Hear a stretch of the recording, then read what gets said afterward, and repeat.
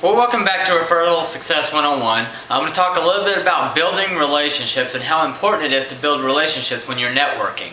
Anytime you go to a chamber event or a referral club or an after-hours event, it's always important to meet people that you can build deep relationships with so that in the future when they want to use your product or service, they will know who to call. You don't want to walk in and just start promoting your product. And I'll explain a little bit why later.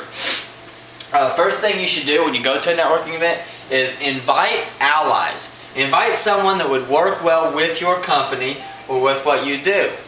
For example, I own a computer repair company.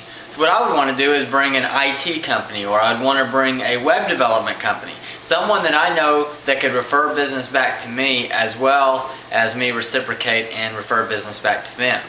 So always bring allies and bring people that would work well with your company. A realtor might bring a lender or vice versa. Secondly, when you're meeting people, use the rule of 3. Always say their name 3 times towards the beginning of the conversation. This helps create control in the conversation. Not necessarily too much control or domination, but just that they know you are listening to them and you're paying attention to them. So if you meet someone, you say, "Bill, I'm Brandon. It's great to meet you, Bill. What do you do, Bill?"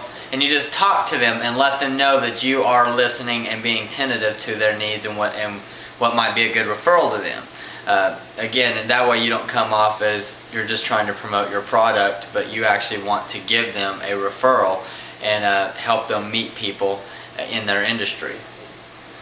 And the third thing I want to talk about a little bit about is networking etiquette, the proper things to do at a networking event, what to do, what not to do. For example, when you first go to a networking event, usually the first thing you're going to do is you're going to either grab some food or a drink. Well, when you grab your drink, always grab it with your left hand. Don't ever grab it with your right hand. For one, that's your shaking hand. That's what you want to use to shake people's hands with. 2 is think about the condensation that runs down a cold glass of water. Because most networking events may have glasses rather than bottles, but even with bottles, they still get condensation on them. And when you go to shake someone's hand, you don't want to give someone a wet hand to shake. It's one of the most uncomfortable things when you're doing is you want to shake a sturdy, firm hand that's not dripping wet. So that's one of the things to do. The other thing is wear your name tag on the right hand side of your jacket.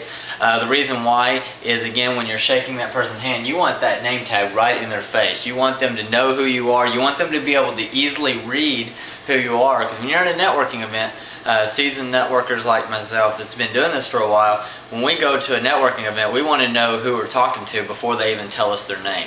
That way you can start in mentioning their name and make them feel comfortable that you're talking to them. So those are a couple little networking things to do. Off the top of my head, something else you might do is eat before you go. If it is like an after-hours event where they're probably going to have a buffet style food and just hand food that you can go grab, it's always a good idea to eat before you go. I learned this a little while ago when I started noticing that everybody, the first thing they do is they go in there and they go right for the food. It's not always a good idea. Just because you want to be able to have your hands free to network, and it shouldn't be about the food, it should be about who you're meeting and the type of referrals you can give and receive as well. So always think about eating before you go. Now if you're at a referral club, that may not be appropriate because you're probably going to be eating lunch or while you're there. In that case, try to get there a little bit early so you can have your food already ordered, have it ready, and that way, again, the networking isn't about the food, it's about who you meet and it's about the referrals that you're able to give and receive. So these are kind of a couple of tips to think about when you're going to a networking event, because you want to build these relationships over time. Don't go in there, treat it like a party. If you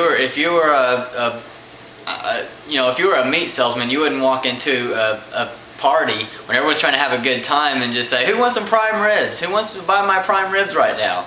It's not necessarily a good idea to just start promoting your product. But instead, you would go in there and just start meeting people and talking to people and having a good time. Over time, they will then become they will know, like, and trust you enough to give you referrals for your product and maybe even use you themselves. I know that's happened a lot to me in the computer repair industry. So think about some of these things. We'll be back next week. We'll come up with I'll let you know next week what we're going to talk about. And until then, just have fun, go out there, network, and make some money.